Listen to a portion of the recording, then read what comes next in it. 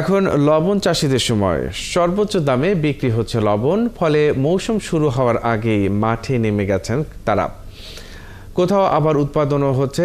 ব্যবসায়ীরা বলছেন আমদানি বন্ধ থাকলে ন্যায্য দাম পাবেন চাষিরা। লবণ শিল্পে সুদিন ফিরবে। কামরুল ইসলাম মিন্টুর প্রতিবেদন, ছবি তুলেছেন হেলাল উদ্দিন।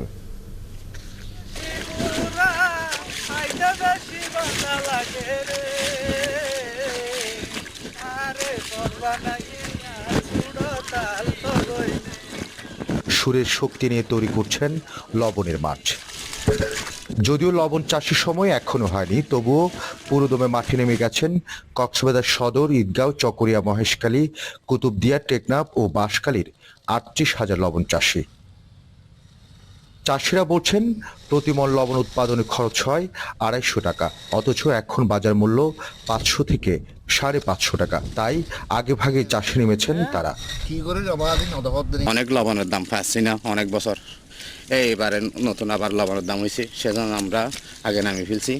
গত বছর তো আরও এবছর এখন লবণের মূল্য বেশি, তো ১০,০০০ ফিল্ম মাঝে পুরান নুন জিন আসছিল এর ১০,০০০, তো এবছর সুবিধা মিথ্যা ইনশাল্লাহ লাগে না। ব্যবসায়ীরা বলছেন গত মৌসুমের ১,৮০,০০০ টন লবণ মাঠে মজুত রয়েছে।